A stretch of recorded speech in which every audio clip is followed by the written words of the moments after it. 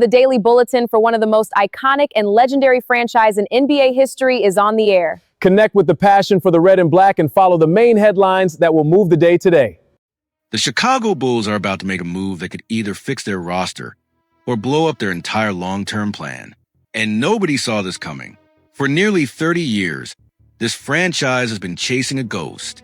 The banners and the rafters get older every single season. But the results on the court? Mediocre, painful, forgettable. But something is shifting in Chicago right now. There's a name circulating through front offices, through trade rooms, through every corner of the basketball world that connects to this franchise.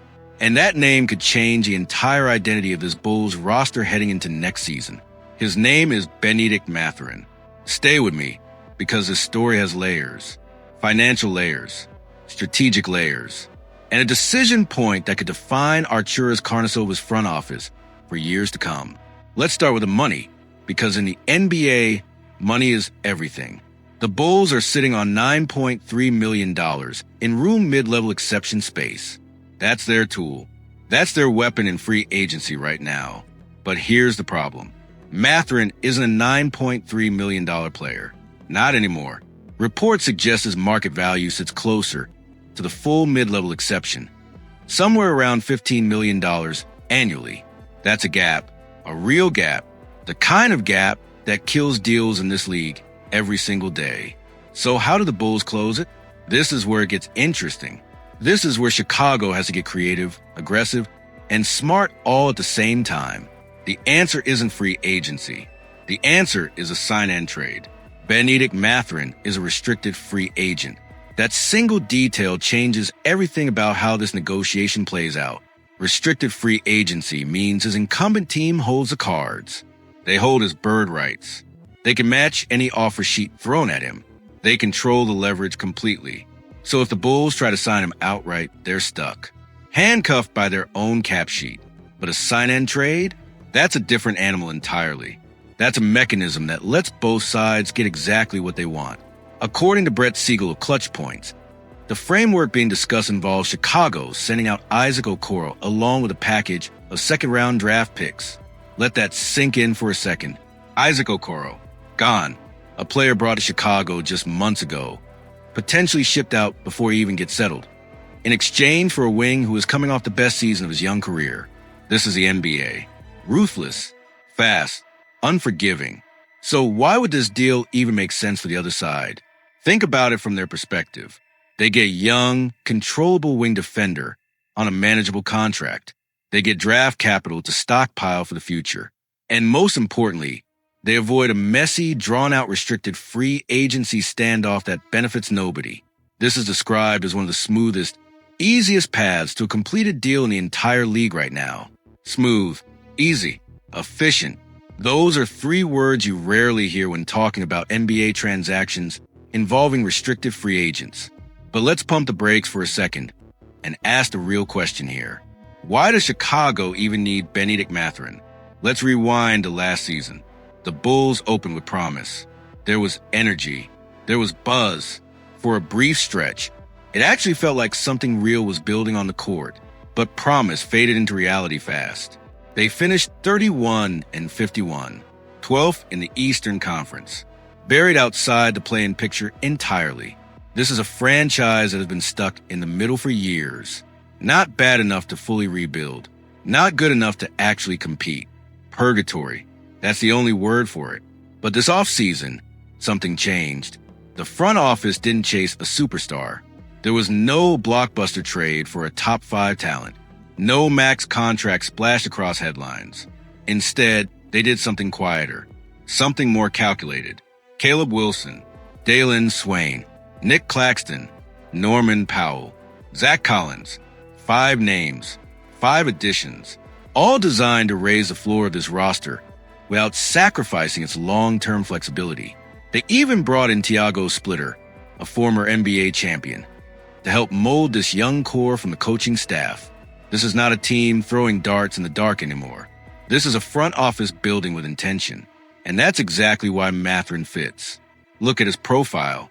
6'5", 210 pounds, athletic, explosive, mature beyond his years, on both ends of the floor. He's the prototype 3-and-D wing that every single contending team in this league is desperately searching for.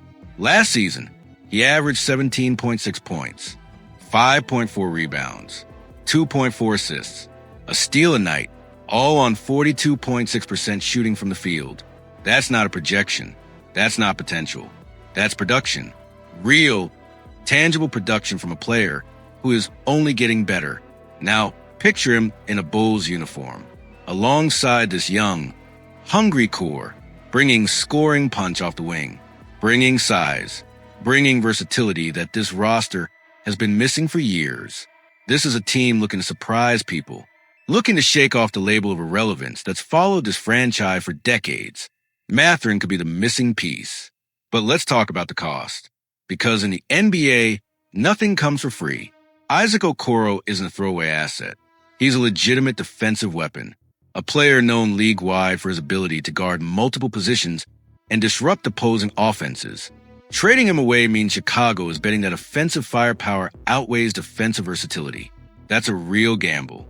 Add in the draft picks being discussed, and you're looking at Chicago paying a real price to acquire a restricted free agent who isn't even a finished product yet. Is that a smart bet? Or is that the front office overpaying just to feel relevant again? This is where the debate gets heated. This is where Bulls Nation needs to have an conversation with itself. Even with Mathurin added to the roster, let's be brutally honest about where this team stands. The Knicks are loaded. The Pacers, even amid their own turbulence, remain dangerous. The 76ers have championship-caliber talent when healthy. The Cavaliers are one of the most complete rosters in the entire conference. Chicago, even with this move, is not touching that tier. Not yet. Maybe not for years. At best, adding Mathurin gets them into play-in contention. A ticket to a single elimination playing game with no guarantee of anything beyond that. So the real question becomes this. Is a play-in appearance worth trading away a promising young defender and a stack of future draft capital? Some fans will say absolutely. Any step forward is progress. Any move that adds talent to this roster is worth the risk in a league where mediocrity has been the enemy for 30 years straight. Others will scream bloody murder. They'll say this is the same mistake Chicago has made time and time again, chasing marginal improvement instead of committing to a real, sustainable timeline, trading assets for a play-in berth, sacrificing long-term flexibility for short-term relevance. Which side are you on? Because here's the truth nobody wants to say out loud. This front office doesn't have a defined timeline right now. There's no stated vision of tanking for a top pick, and there's no stated vision of aggressively pushing for a top 4 seed either. They're building brick by brick, deal by deal, hoping the pieces eventually click into something meaningful. Some fans call that patient team building. Others call that a franchise with no real plan at all. And that ambiguity is exactly why a move like this one is so polarizing. Because in a vacuum, adding a talented 23-year-old wing scorer makes total sense. But in the context of a roster that's still trying to figure out its own identity, every single asset given up matters that much more. Isaac Okoro could be a foundational defender for this franchise for the next 5 years. Or he could be the price of doing business to accelerate a rebuild that's dragged on for far too long already. There is no clean, easy answer here. And that's exactly what makes this story worth watching so closely. Chicago has been searching for direction for nearly 3 decades. Every trade, every free agency decision, every draft pick feels like it carries more weight than it should because of just how long this drought has stretched on. Benedict Mathurin represents opportunity. Real, tangible opportunity to add a talented, ascending player to a young core that's finally starting to show signs of life. But opportunity always comes with risk attached. And in Chicago, risk has a long, complicated history of backfiring at the worst possible moments. So here's the question Bulls Nation needs to answer. Would you give up Isaac Okoro and future draft capital for a chance at Benedict Mathurin? Knowing this team still isn't close to true contention, would you bet on offense over defense? Would you bet on now over later? Drop your answer in the comments right now, because this debate is only just getting started, and it's going to find how you see this front office moving forward. If you want to stay ahead of every single rumor, every trade, every twist coming out of Chicago this season, make sure you're subscribed and ready, because the Bulls are not done making moves. And the next bombshell might be even bigger than this one.